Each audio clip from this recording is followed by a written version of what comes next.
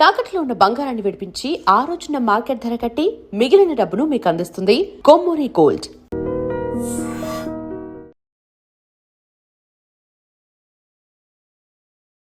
నమస్తే, నేను Kavitha. Welcome to I dream news and నిజాలు. నమస్తే, నేను Kavitha. Welcome to I dream news and నిజాలు. సుప్రీంకోర్టు ఒక ప్రధానమైనటువంటి అంశం మీద ఏప్రిల్ 7వ తారీఖు నుంచి సమీక్ష నిర్వహించనుంది. అందులోనూ ప్రధానంగా శబరిమలలో మహిళల ప్రవేశానికి సంబంధించి 2018లో సుప్రీంకోర్టు ఇచ్చినటువంటి తీర్పు మీద 67 పిటిషన్లు దాఖలయ్యాయి. వాటి మీద తుది నిర్ణయం తీసుకోనుంది. దీంతో పాటుగా వివిధ మతాలకు చెందినటువంటి ప్రార్థనాలయాల్లో మహిళల ప్రవేశానికి సంబంధించినటువంటి అంశంతో పాటుగా మహిళలకు మత స్వేచ్ఛ గురించి జరుగుతున్నటువంటి చర్చ మీద కూడా ఈ 9 మందితో కూడినటువంటి ధర్మాసనం ఒక తుది నిర్ణయం ఇవ్వనుంది. ఏం జరగబోతోంది, ఎలాంటి నిర్ణయాన్ని మనం ఎక్స్పెక్ట్ చేయొచ్చు? మనతో పాటుగా ఉన్నారు సీనియర్ జర్నలిస్ట్ సురేష్ కొచ్చాతిల్ గారు. సార్ నమస్తే. సో 2018 అంటే ఇప్పటికి 5 ఏళ్ల నుంచి అది పెండింగ్లో ఉంది. అప్పుడేమో 5 సభ్యులు ఉన్నటువంటి ధర్మాసనం ఏమో యాక్సెప్ట్ చేసింది, గో అహెడ్ అని ఒక గ్రీన్ సిగ్నల్ ఇచ్చింది. ఆ తర్వాత బోల్డన్ని అభ్యంతరాలు వచ్చాయి. ఇప్పుడు 9 మంది సభ్యుల ధర్మాసనం, ఇదేనా లార్జెస్ట్ ధర్మాసనం 9 మంది సభ్యులతో ఉండేది? దీనికన్నా ముందు కూడా ఉండే అండి, కాన్స్టిట్యూషన్ బెంచ్ ఉండే. దీనికన్నా ముందు 9 బెంచ్ ఉండే, కానీ ఇది ఫస్ట్ యాక్చువల్లీ 7 కావాలి ఉండే, 9గా కన్వర్ట్ చేసుకున్నారు. ఎందుకంటే దీనికన్నా ముందు విన్న బెంచ్ 5 ఉండే, 5 నుంచి 7కి వెళ్ళాలి ఉండే. కానీ జస్టిస్ బోబ్డే, అప్పుడున్న చీఫ్ జస్టిస్, ఈ made it a point to make it 9 judge bench అనమాట. సో దీనికి కవిత గారు కొంచెం మనం రివ్యూ చేయాల్సి వస్తుంది, ఎక్కడి నుంచి మొదలవుతుంది. In fact this is not about Sabarimala judgment. ఈ రివ్యూ పిటిషన్ అన్నీ కలిపి ఉంటుంది. దట్ ఈస్ ఉమ్మన్ని అఘారి అంటే ఫైర్ టెంపుల్ అలౌ చేయడం ఒకటి, పార్సీలకి జెనిటల్ మ్యూటిలేషన్, ఆ దావూదీ బొహ్రా కమ్యూనిటీలో ఫీమేల్ జెనిటల్ మ్యూటిలేషన్ ఉంటుంది, దాని గురించి. అది కాకుండా చాలా మటుకు మస్జిదులకి ఎంట్రీ ఆఫ్ ఉమెన్ అది కూడా ఉంది. ఎందుకంటే కొన్ని మస్జిదుల్లో మహిళల్ని ఒక పోర్షన్ ఇచ్చి తర్వాత అలౌ చేయరు, అది ఉంటుంది అనమాట. ఆల్రెడీ ముంబైలో ఉన్న అట్లా మస్జిద్ ఉంది అక్కడికి. అది కాకుండా విత్ ఇన్ ద మస్జిద్ మహిళల్ని పురుషుల్ని సపరేట్గా కూర్చోబెడతారు. ఫర్ ఎగ్జాంపుల్ సినగాగ్లో జ్యూస్ దాంట్లో వాళ్ళ కూడా చాలా రెస్ట్రిక్షన్స్ ఉన్నాయి. అట్లాంటి కాకుండా ఇంకా మిగతా ఇష్యూస్ కూడా చేయడానికి కాన్స్టిట్యూట్ చేస్తున్నారు ఈ 9 జడ్జ్ బెంచ్. దీనికి చాలా మటుకు ఒక రివ్యూ పెటిషన్గా తీసుకుంటే మనం చాలా పాయింట్స్ ఉన్నాయి. కానీ సుప్రీంకోర్టు అడగబోయే మెయిన్ పాయింట్స్ గురించి మనం ఫస్ట్ ఒకసారి చూద్దాం. ఎందుకంటే దీనికి ఒక కాన్స్టిట్యూషనల్ గ్యారంటీ, మన కాన్స్టిట్యూషన్లో ఫ్రీడమ్ ఒక ఆర్టికల్ 14 ఉంది, బేసిక్ రైట్స్ మనది. దాని ప్రకారం ఎవరిని డిస్క్రిమినేట్ చేయకూడదు, అందరినీ ఒకటే చట్టం ఉండాలని ఉంది. కానీ అట్లా లేదు. మనం చూసాం హిందూస్కి అన్డివైడెడ్ ఫ్యామిలీ, దాని తర్వాత ఉన్న చట్టాలన్నీ హిందువులకు ఉన్నాయి. కానీ ముస్లిమ్స్కి వచ్చినప్పుడు, క్రిస్టియన్స్కి వచ్చినప్పుడు వాళ్ళ పర్సనల్ లాస్ నడిపిస్తున్నారు, షరియా ఉంది, అంత ఉంది మనం చూస్తున్నాం. ఈవెన్ మ్యారేజ్, డివోర్స్ కూడా అట్లనే ఉండే, ట్రిపుల్ తలాక్ లాంటిది. Till it was outlawed by Modi government. Christian కమ్యూనిటీలు ఇప్పుడు కూడా టెక్నికలీ డివోర్స్ అనే ఒక కాన్సెప్ట్ లేదు. ఎందుకంటే వాళ్ళు మ్యారేజ్ టైంలో till death do us apart అని చెప్తారు. అంటే మేము చనిపోయేదాకా మీ ఇద్దరు తోడుంటాం, మళ్ళీ మీరు డివోర్స్ ఎట్లా చేస్తారు? అదొక పాయింట్ ఉంది. ఎనీవే మనం అక్కడికి రావట్లేదు. ఇప్పుడు నేను బేసిక్లీ ఇప్పుడు తీసుకురాబోతుంది ఏంటంటే, మనం చూడాల్సింది మెయిన్గా శబరిమలై ఏం జరుగుతుంది అక్కడ, ఈ జరిగే పెటిషన్. ఎందుకంటే 2018, ఇప్పుడు 7 సంవత్సరాలు అవుతుంది, 7 కన్నా ఎక్కువ అవుతుంది, కొంచెం 7.2 అని చెప్పొచ్చు. అక్కడ 9 జడ్జ్ బెంచ్ ఏం చేయబోతుంది అంటే, ఈ రెఫరెన్స్ ఒకటి, వాళ్ళకి వచ్చిన రివ్యూ రెఫరెన్స్. అంటే ఏం చేశారంటే, ఈ జడ్జ్మెంట్ వచ్చిన తర్వాత చాలా మటుకు రివ్యూ పెటిషన్స్ ఫైల్ చేశారు చాలామంది. ఏంటి మీరు హిందువులను వెంటనే వాడున్నారు, మీరు you're not going after Christians, you're not going after Jews, you're not going after Muslims, మీరు పార్సీస్ గురించి అని చెప్పట్లేదు, హిందువులు ఒక్కరే మీకు దొరికారా అని చెప్పి చాలా మటుకు పెటిషన్లు వచ్చినాయి వాళ్ళ కమ్యూనిటీ నుంచి. సో ఫర్ ఎగ్జాంపుల్ మీరు పార్సీ అయితే, పార్సీ మహిళ ఒక నాన్ పార్సీని పెళ్లి చేసుకుంటే then she is excommunicated from the faith, వాళ్ళ ఫెయిత్ నుంచి తీసేస్తారు. వాళ్ళని ఫైర్ టెంపుల్ అంటే వాళ్ళ టెంపుల్ లోపల అలౌ చేయరు. అది డిస్క్రిమినేషన్ కాదా? సో శబరిమల క్వశ్చన్లో ఈ రివ్యూ కేసు April 7th నుంచి డే టు డే హియరింగ్ ఉండబోతుంది. April 20కి కంప్లీట్గా హియరింగ్ అయిపోతుంది. దాని తర్వాత సుప్రీంకోర్టు ఇచ్చే ఆర్డర్ ప్రకారం చిన్న బెంచ్లు కూర్చుంటుంది. Okay, they will sit and decide on the next step. దానికోసం 9 పెట్టారు. ఎందుకంటే దీనికన్నా ముందు Sabarimala bench was heard by 5 judge bench. So Sabarimala final judgment రాబోతుంది 7 జడ్జ్ బెంచ్ నుంచి, ఇది కాదు, ఈ 9 జడ్జ్ బెంచ్ నుంచి రాదన్నమాట. సో ఇది చాలా ఇంపార్టెంట్, మనం అర్థం చేసుకోవాలి ఇక్కడ డిఫరెన్స్ ఏంటనేది. So this is not about Sabarimala case, కొంచెం మిస్అండర్స్టాండింగ్ ఉంది దీనికి అన్నమాట. దట్ ఇంక్లూడ్స్ ఒక గైడ్ లైన్ సెట్ చేయబోతున్నారు అబౌట్ ఉమెన్ అండ్ రిలీజియన్ గురించి. నా మనం ఒకటి అర్థం చేసుకున్న ఆర్టికల్ 14 గురించి చెప్పాను చూడండి. ఆర్టికల్ 14తో సహా you should read into article 25 and 26 of constitution. 25 ఏమంటుందంటే మీకు ప్రే చేయడానికి రైట్స్ ఉన్నాయి, you have a right to pray, article 25లో. కానీ మన కాన్స్టిట్యూషన్ ఫ్రేమ్ చేసిన వాళ్ళు అంబేద్కర్ గారు కానీ మిగతా ఫౌండింగ్ ఫాదర్స్ ఏం చేస్తారు, వాళ్ళకి తెలిసిపోయింది అప్పుడే ఒక ప్రాబ్లం రాబోతుంది ఇక్కడ. భారతదేశం లాంటి ఒక మల్టీ కల్చరల్ మల్టీప్లూరల్ సొసైటీలో ఇట్లాంటి ఇష్యూస్ చాలా వస్తుంది. మన దగ్గర ఒక కమ్యూనిటీ కాదు కదా, 10-15 మేజర్ కమ్యూనిటీస్ ఉన్నారు, వాళ్ళ దగ్గర మళ్ళీ సబ్ కమ్యూనిటీస్ ఉంది. సో ఇక్కడ ప్రాబ్లం రాబోతుందని చెప్పి 26లో వాళ్ళు ఏం రాశారంటే దీనికి సబ్జెక్ట్ టు వాళ్ళ స్పెసిఫిక్ కమ్యూనిటీ బేస్డ్ రూల్స్ అని. తో శబరిమల కేసులో మనకు అందరు తెలిసిందే, మన తెలుగు స్టేట్స్ నుంచి లక్షలాది మంది వెళ్తారు మండల కాలంలో. అక్కడ ఉన్న అయ్యప్ప ఇస్ అ శాస్త, నైష్టిక బ్రహ్మచారి. మళ్ళీ అడగొచ్చు బొలారం కానీ మెట్టుగూడ కానీ మన దగ్గర ఉన్న మిగతా శబరిమల కదా హైదరాబాద్, అక్కడ మహిళలు వెళ్తారు కదా, ఓకే, ఎందుకు మళ్ళీ రెస్ట్రిక్టెడ్ ఏజ్ గ్రూప్లో పెట్టారు? So it's not about menstruation, it's about age restriction. 10 సంవత్సరాలు 50 సంవత్సరాల లోపల ఉన్న మహిళలు శబరిమలకి వెళ్ళలేరు. It never talks about menstruation as a policy. అది తీసుకొచ్చింది ట్రావెంకోర్ దేవస్వం బోర్డ్. అది దానికన్నా ముందు 1800 నుంచి రూల్ ఉంది వితౌట్ డిఫైనింగ్ అన్ ఏజ్ అన్నమాట. సో మన చట్టాలు ఉన్నప్పుడు శబరిమల లాంటి ప్లేస్కి అక్కడే వచ్చి వైలేట్ చేయాలని ఏమైనా ఉందా? అది పెద్ద క్వశ్చన్ వస్తుంది అనమాట. మీకు ఇంకెక్కడ దొరకలేదా? శబరిమల ఒకటే దొరికిందా? ఈ వోక్ కల్చర్లో ఉన్న మహిళల్ని ఇద్దరిని తీసుకొచ్చి, Rehana Fatima, she belongs to Muslim religion, ఇంకొక అమ్మాయి బిందు అమ్ని, ఆమెను ఇద్దరిని తీసుకొచ్చి పోలీస్ యూనిఫామ్లో వాళ్ళని పైకి తీసుకెళ్లారు శబరిమలలో, ఈ పినరాయి విజయన్ గవర్నమెంట్. దాని తర్వాత మీకు తెలిసిన చాలా పెద్ద గొడవ జరిగింది. ఆల్మోస్ట్ 5,000 మందిని అరెస్ట్ చేశారు మహిళల్ని ప్రొటెస్ట్ చేస్తున్నప్పుడు అక్కడ, దీని అగెయిన్స్ట్గా.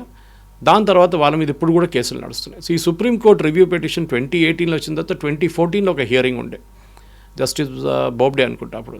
ఆ టైంలో ఉన్న హియరింగ్లో ఉన్న ఒకరే జడ్జి ఇప్పుడు Suryakant, is only one remaining from that 5 member bench అనమాట. దాని తర్వాత 7 జడ్జ్ కాన్స్టిట్యూట్ చేస్తాను కానీ మళ్ళీ అది 9 జడ్జ్కి వెళ్తుంది. 9 జడ్జ్ కూడా కాన్స్టిట్యూట్ చేశారు కానీ మళ్ళీ it never went in to the issue. Constitute అయింది కానీ హియరింగ్ జరగలేదు. దాంట్లో కూడా జస్టిస్ సూర్యకాంత్ వస్తారు. ఇప్పుడు కొత్తగా సూర్యకాంత్ తీసుకున్నందుకంటే ఆయనకి ఇంకా టైం ఉంది, రిటైర్ అయ్యేదాకా చాలా టైం ఉంది. కానీ మెయిన్గా ఏంటంటే the will look at certain issues. ఈ 20th దాకా చాలా బాగా చేశారు, April 20th. అది లేకుండా ఎక్స్టెండ్ అయితే పోతున్నాయి. Hearing is only for 4 days. దాని తర్వాత rejoinder, argument 2 days, judgment reserved on 22nd, finished. I think ఈ స్పీడ్లో వర్క్ చేస్తే సుప్రీంకోర్టు చాలా కేసులు, ఎందుకంటే వేలాది కేసులు పడున్నాయి ఇప్పుడు కూడా, 30, 40, 50, 60 సంవత్సరాల నుంచి. అక్కడ కొన్ని కేసులు అయితే 100 సంవత్సరాలు ఉంది. రామ్ జన్మభూమి అయితే 150 సంవత్సరాల కేసు ఉండే. ఎనీవే, ఈ పాయింట్స్ ఏంటో మనం చూద్దాం Kavitha garu. Point by point will go through it as to what the supreme court ఏం చూడబోతున్నారు ఈ జడ్జ్మెంట్లో అని చెప్పి. 7 important legal question regarding religious freedoms, not about Sabarimala, and rights గురించి, రిలీజియస్ రైట్స్ అండ్ ఫ్రీడమ్ గురించి 7 ఇంపార్టెంట్ క్వశ్చన్స్ అడగబోతున్నారు. సో రివ్యూ పిటిషన్ పక్కన పెడతాం. రివ్యూ పిటిషన్లో ఆర్గ్యూ చేస్తుంది కాదు ఇక్కడ ఆర్గ్యూ చేయబోతున్నది. It is going to be broad across the board argument ఉంటుంది. దీంట్లో మెయిన్గా అంటే first is religious rights and freedom గురించి మాట్లాడబోతున్నాం. The answers will then decide the course of the case whether all women can be allowed. దాని తర్వాతనే ఈ review petition effect వస్తుంది అన్నమాట. సో ఫస్ట్ క్వశ్చన్, 7 క్వశ్చన్స్లో ఒకటి తర్వాత ఒకటి మనం చూసుకుందాం. 1, ambit and scope of religious freedom. Religious freedom అనేది ఒక ambit ఉంటుందా, స్కోప్ ఉంటుందా, లేకుంటే ఇట్స్ అన్లిమిటెడా? మత స్వేచ్ఛకు పరిధిలో ఏమైనా ఉన్నాయా లేదా? సుప్రీంకోర్టు లాంగ్వేజ్ కోడ్ చేస్తుంది, దానికోసం ఇంగ్లీష్లో చెప్పాల్సి వస్తుంది అనమాట. మీరు తెలుగులో దాన్ని ట్రాన్స్లేట్ చేసుకోవచ్చు. సో ఇది అడుగుతున్న ప్రశ్నకి, ఎందుకంటే ఒక లాకి లిమిటెడ్ లయబిలిటీ ఉంటుందా, అన్లిమిటెడ్ ఉంటుందా, ambit ఏముందా, అంతే స్కోప్ ఏముంది, ఇది ఫస్ట్ క్వశ్చన్ అనమాట. రెండో క్వశ్చన్, ద ఇంటర్ప్లే, నేను చెప్పాను చూడండి, interplay between rights of people and article 25 of religious denominations under article 26 of constitution. Article 25 ఏం చెప్తుంది? You have a right to ప్రే, మీకు ప్రార్థించడానికి మీకు రైట్ ఉంది. అది మీకు క్రిస్టియన్ ఉండొచ్చు, ముస్లిం ఉండొచ్చు, హిందూ ఉండొచ్చు, పార్సీ ఉండొచ్చు, జైన్ ఉండొచ్చు, ఎవరైనా ఉండొచ్చు. బట్ ఆర్టికల్ 26 ఏం చెప్తుంది, దానికి ఒక రిలీజియస్ కానిటేషన్ ఇచ్చి ప్రతి టెంపుల్కి వాళ్ళ రూల్స్ అండ్ రెగ్యులేషన్స్ ఉంటుంది. There are certain temples, Kamakhya మీకు తెలిసి ఉంటుంది, అక్కడ వెన్ ద గాడెస్ మెన్సురేట్స్, ఆ రోజు మెన్ అక్కడ అలౌ చేయరు, only women are allowed in to the temple. కేరళలో ట్రివాండ్రమ్ ఇట్ సెల్ఫ్ ఆటుకాల్ భగవతి అని చెప్పి it is very famous temple.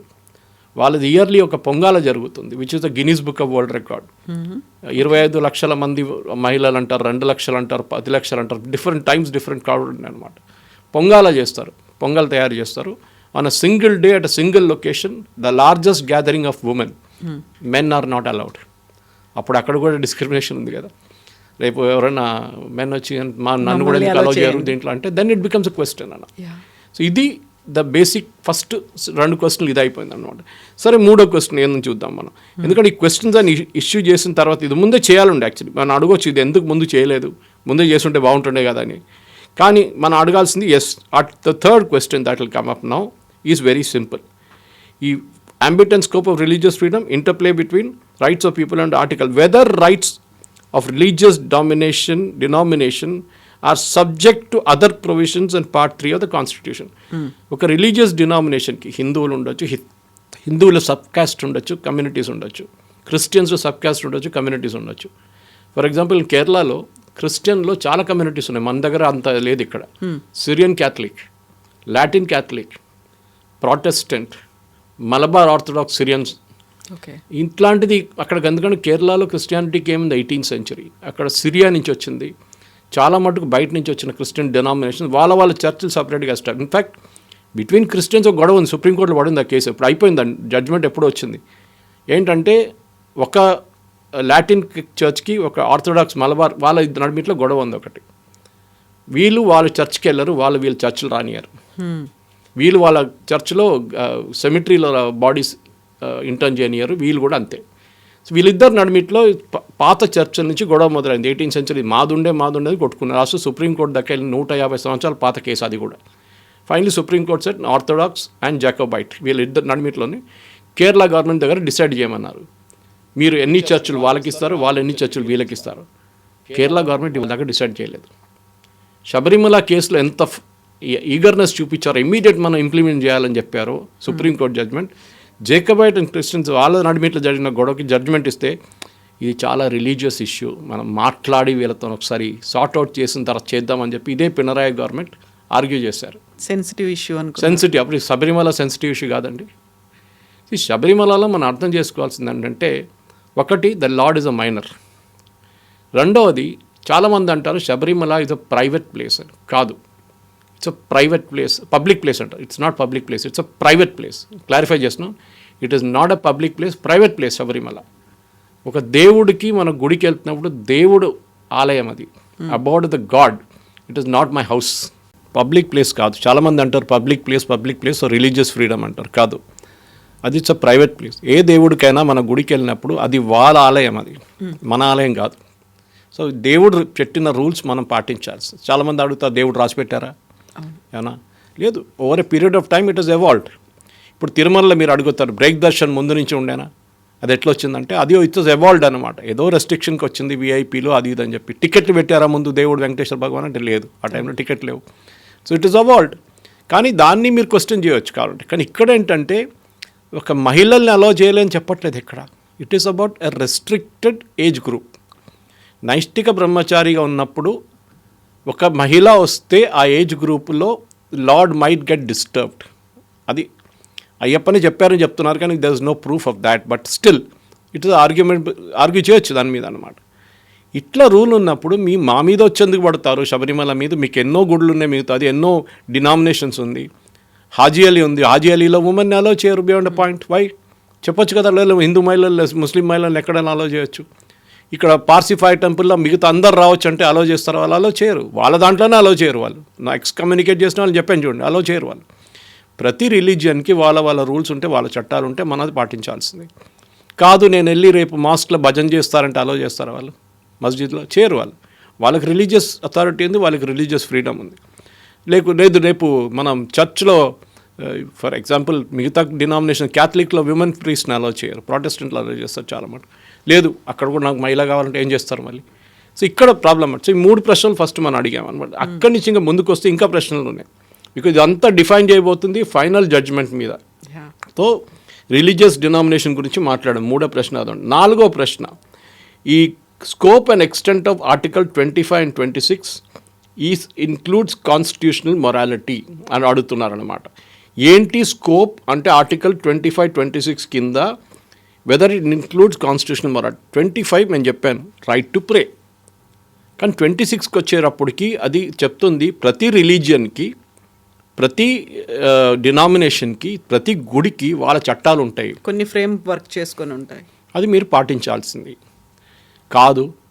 ఇప్పుడు వాళ్ళ పొద్దున కూడా నేను కొన్ని డిబేట్స్ వింటూనే వస్తున్నాను, దాంట్లో కొంతమంది వోక్ ఉన్నారు, వాళ్ళు అంటున్నారు లేదు దిస్ ఇస్ ఎక్కడ చెప్పారా, అయ్యప్ప చెప్పారా, ఇక్కడ రాసి పెట్టారా? అరే అన్ని చట్టాలు రాసి పెట్టలేదు, ఎక్కడో డిక్టేట్ చేసి ఉంటుంది, అది ఇట్లా పాటించాలి. ఫర్ ఎగ్జాంపుల్ శబరిమల పక్కన పెడితే కేరళలో lord Parashurama set up almost all the temples. Gokarna నుంచి పరశు వేస్తేనే కేరళ వాజ్ ఫార్మ్డ్ అంట, దానికి his name is Parashu Rama. So ఆ దాంట్లో 108 గుళ్ళు కట్టారు, 54 దేవీ క్షేత్రాలు, 54 శివక్షేత్రాలు. ప్రతిదానికి lord Parashurama suppose to have written అనమాట, చట్టాలు రాసి పెట్టారంటే ఇట్లా చేయాలి పూజలని. ఇప్పుడు కూడా అట్లానే పాటిస్తారు. అది ఎవరన్నా వచ్చి దాన్ని కూడా అడగొచ్చు కదా, ఎవరు చెప్పారు ఇట్లా అని చెప్పేసి. సో ప్రతి గుడికి ఒక రెస్ట్రిక్షన్ ఉంటుంది. యూజువల్లీ మన 41 రోజు వ్రతం తీసుకున్నప్పుడు మన కళ్ళు తాగరు, నాన్ వెజ్ తినరు, they abstain from sex, everything rules ఉంటుంది. హీఈస్ సాక్రిఫైసింగ్ అన్నమాట మొత్తం. అంత పాటించిన మనిషి అక్కడ వెళ్ళినప్పుడు తత్వమసి అని రాసి ఉంటుంది, దట్ యూ ఈజ్ మీ, నువ్వే నేను ఒకడే మనం. That is a religious part of it. ఎక్కడ మీరు మిగతా గుళ్ళకి అంతా మీరు అట్లనే వెళ్తారు, కానీ శబరిమలకి వెళ్ళేటప్పుడు you take a lot of effort. అక్కడ వచ్చి మీరు ఈ మహిళల్ని అలౌ చేస్తారంటే మళ్ళీ then it becomes a question of religious freedom.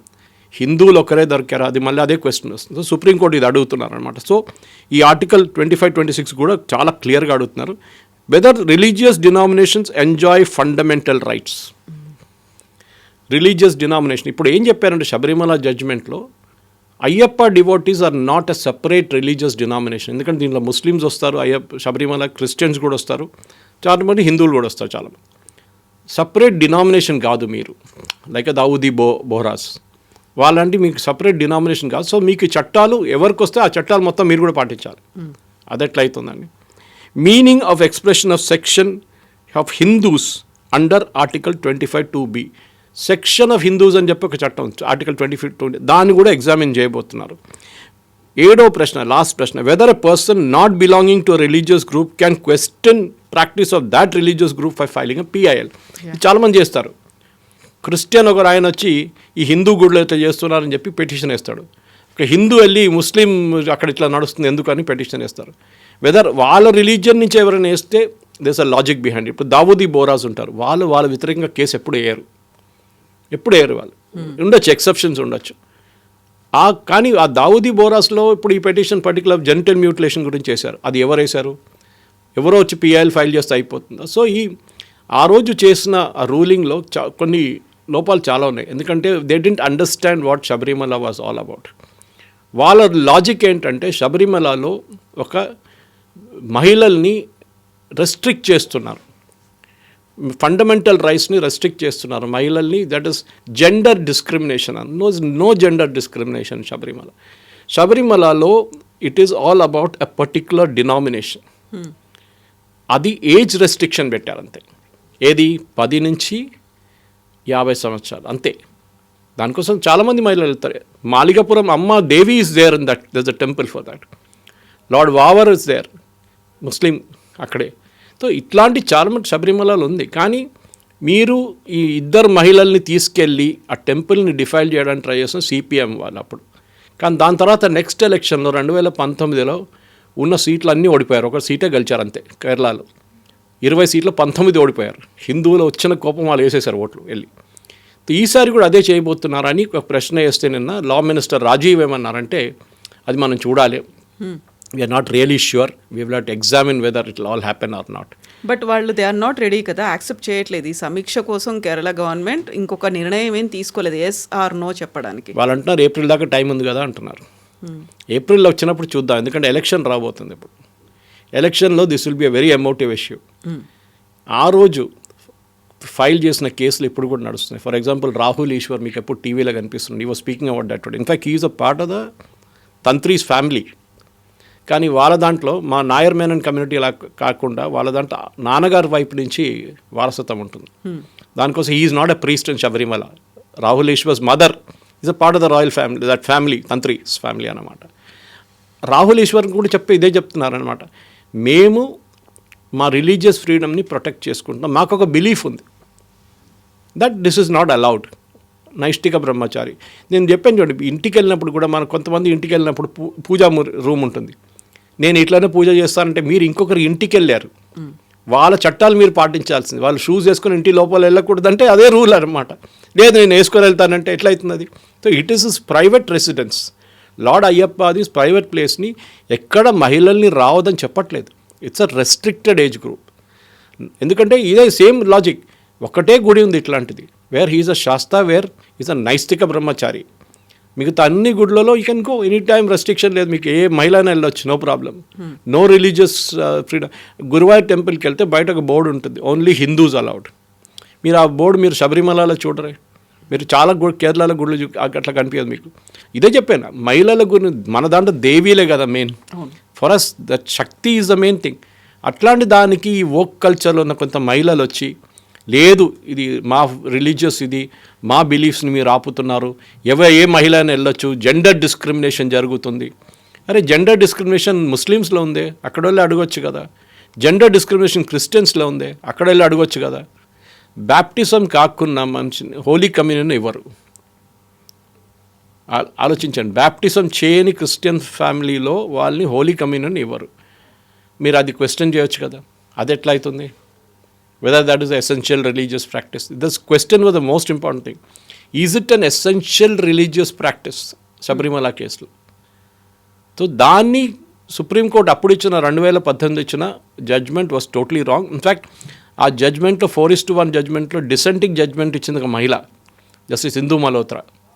And ఆమె చాలా బాగా రాసింది judgment. She understood from a women's perspective. ఒక మహిళ వైపు నుంచి ఉన్న ఎందుకు జరుగుతుంది శబరిమల అట్లా ఆమెకు అర్థమైంది, కానీ అక్కడ ఉన్న మిగతా 4 మేల్ జడ్జెస్కి అర్థం కాలేదు.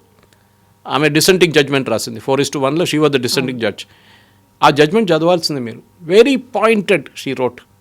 ఎందుకు రిలీజియస్ ప్రాక్టీస్ అనేది అక్కడ మహిళల్ని అలో చేయాలి కాదు, it is a part of the temple rules and customs. అట్లా ఉంది, మనం దాన్ని పాటించాలి.